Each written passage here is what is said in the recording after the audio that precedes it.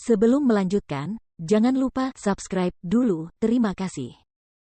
Bab 149, mengapa kamu tidak mengubah nama keluargamu menjadi Rong? Benar sekali. Kakak tertua, kau harus cepat sembuh. Kau masih berutang upacara pernikahan pada kakak tertua, kata tetua kedua. Sen Jianchuan menatap Rong Junhan yang berada di sampingnya. Ia berkata dengan lemah, terima kasih, ia berusaha keras tetapi tetap tidak bisa mengatakan, kamu. Mungkin karena ia terlalu lama koma sehingga mekanisme bicaranya tidak dapat bekerja dengan baik. Ia membutuhkan banyak waktu untuk pulih sepenuhnya. Sudah cukup baik kalau kamu sudah bangun. Tidak ada seorang pun yang menceritakan tentang putrinya kepadanya. Mereka tahu bahwa saat ini belum tepat untuk menceritakannya. Namun, bibi kedua khawatir kakek Sen akan mengatakannya secara tiba-tiba, jadi dia mengeluarkannya dari bangsal dan berkata, ayah, dokter mengatakan kakak tertua sudah lama tidak sadarkan diri, jadi dia perlu istirahat yang cukup untuk membantu pemulihannya. Dia tidak boleh terkejut, jadi kita semua berpikir untuk tidak memberitahunya tentang Kiki terlebih dahulu. Kita harus memberitahunya nanti saat dia sudah membaik. Kakek Sen menatap Huang Yu dengan tatapan mendalam, seolah dia tahu apa yang sedang direncanakannya. Apakah kamu mendapat keuntungan apapun dengan menghentikan Kiki kembali ke keluarga Sen? Dokter bilang begitu, jawab bibi kedua tegas. Kakek Sen tidak mengatakan apa-apa. Dia tidak setuju atau tidak setuju karena dia punya rencananya sendiri. Dia tidak menyangka berita itu akan mengejutkan Sen Jianchuan. Namun, sekarang setelah dia sadar, pernikahannya dengan Rong Junhan harus dilakukan. Apa yang akan terjadi pada Kiki saat mereka menikah? Bukankah situasinya akan menjadi lebih canggung? Kakek tidak menginginkan hal itu terjadi. Cucu perempuannya harus kembali ke keluarga dengan kepala tegak. Mu Kiki bersembunyi dari masalah di villa sepanjang malam. Ketika dia bangun di pagi hari, pikirannya menjadi lebih jernih. Tidak peduli apa yang terjadi di keluarga Sen, dia hanya punya satu tujuan, yaitu bersama Seng Xiao. Dia percaya pada imannya, jadi dia tidak akan takut dengan masalah di keluarga Sen yang akan datang. Ngomong-ngomong, pria itu adalah ayahnya.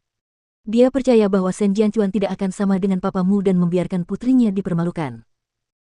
Jadi dia pergi ke rumah kecil itu pagi-pagi sekali. Apa kabar, Kiki? Jangan khawatir, Bibi. Mu Tangsue tidak akan memiliki kesempatan untuk kembali lagi karena identitasnya telah terungkap. Aku membawanya ke nisan ibu tadi malam. Aku bahkan tidak tahu apakah dia masih hidup sekarang, kata Mu Kiki. Layani dia dengan baik. Aku hanya khawatir tentang hubunganmu dengan keluarga Sen. Mereka tidak akan menerimaku semudah itu, Bibi. Aku tidak berharap itu terjadi. Tapi ada satu hal yang ingin kukatakan padamu. Ada apa? Su Zipei menatapnya dengan sangat serius. Tuan muda tertua Sen sudah bangun. Su Zipei tahu apa maksudnya. Sungguh luar biasa dia masih bisa bangun. Dengan begitu, kamu akan punya ayah. Tapi Rong Junhan tidak semudah itu untuk dihadapi. Dialah yang menghentikan ibumu untuk bersama Sen Jianchuan. Dan sekarang dia pasti tidak akan menerimamu. Jangan terlalu khawatir, Bibi. Aku masih punya Seng Xiao. Mu Kiki memegang tangan Su Zipei untuk meyakinkannya. Kamu sebaiknya pergi dan menikmati hidupmu bersama Paman Lu. Aku tidak akan punya banyak waktu bersamamu saat aku mulai menghadiri kelas. Sekarang kamu sudah kembali ke keluarga Sen, aku tidak seharusnya mempermalukanmu. Jadi, aku telah mendaftar beberapa kursus untuk memperkaya pengetahuanku. Semua hal tentang keuangan dan bursa saham, aku tidak begitu tertarik pada hal-hal itu, tetapi aku tidak boleh bodoh. Kalau tidak, aku akan ditertawakan oleh orang lain saat menghadiri acara-acara besar itu, bukan? Aset terbesar yang dapat dimiliki seorang wanita adalah memperkaya diri sendiri. Baiklah, mari kita bekerja keras bersama. Bibi, tolong awasi Mu Tangsue setelah aku pergi. Kita tidak boleh membiarkannya mati sungguhan. Jangan khawatir. Su Zipei menepuk kepala Mu Kiki dan berkata, jaga dirimu baik-baik di kamp. Ya. Mu Kiki mengemasi beberapa barang penting dan kembali ke villa. Meskipun Seng Xiao tidak ada di rumah pada siang hari, dia merasa lebih nyaman tinggal di rumah mereka. Villa itu nyaris sempurna, selain itu tidak ada foto mereka berdua. Meskipun ada banyak jejak mereka tinggal bersama di rumah itu, ia merasa bahwa rumah itu belum terasa seperti rumah. Kemudian, saat Mu Kiki sedang mengemasi pakaian yang dibutuhkannya, kakek Sen memanggilnya. Xiaoqi, kapan kamu akan pergi ke perkemahan? Besok pagi. Dengar, aku ingin kau datang dan bertemu ayahmu malam ini. Setidaknya kita harus memberitahunya bahwa dia punya seorang putri. Pertemuan itu direncanakan pada malam hari. Jadi, itu berarti keluarga Sen tidak setuju. Kakek Sen pasti berencana untuk membiarkan dia bertemu Sen Jianchuan secara rahasia. Kakek, kita akan punya banyak kesempatan untuk bertemu di masa depan. Ada hal-hal yang tidak boleh ditunda.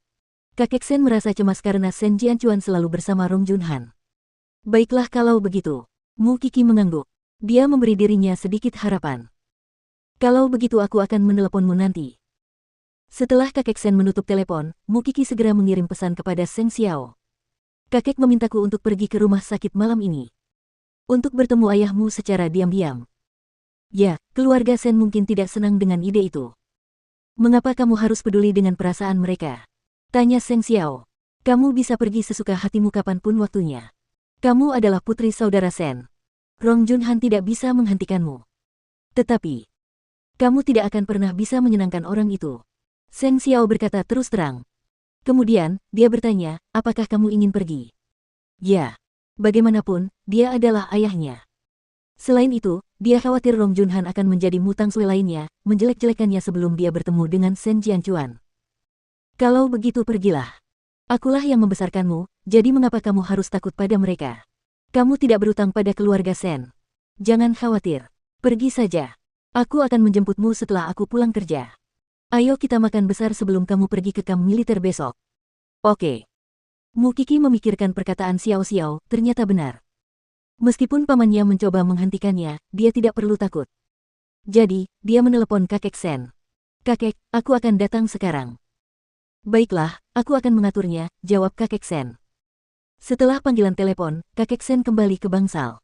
Ia duduk di samping Sen Jianchuan dan meraih tangannya. Kemudian, ia bertanya, Jianchuan, apakah kamu tahu bahwa kamu memiliki seorang putri? Ayah, kamu bercanda. Apa yang sedang ayah bicarakan? Bibi kedua tercengang. Dia bergegas maju untuk menghentikannya. Tujuannya tinggal di rumah sakit sepanjang hari adalah untuk menghentikan kakek Sen mengatakan hal itu kepadanya. Namun kakek Sen menatapnya dengan dingin dan berkata, mengapa kamu tidak mengganti nama keluargamu menjadi Rong? Ayah, bukankah kita sudah sepakat tentang ini? Tidak. Aku hanya ingin memberitahu anakku. Tahukah kamu bahwa kamu punya seorang putri? Sen Jianchuan terkejut, lalu menggelengkan kepalanya. Gerakannya masih canggung. Su Zipei yang mengandung anak itu untukmu. Dia dibesarkan oleh keluargamu selama 18 tahun. Kakak-kakakmu khawatir tunanganmu tidak akan bahagia, jadi mereka tidak ingin memberitahumu hal ini. Kakek Sen menatap tajam ke arah bibi kedua, lalu bertanya pada Sen Jianchuan. Apakah kamu ingin bertemu dengannya?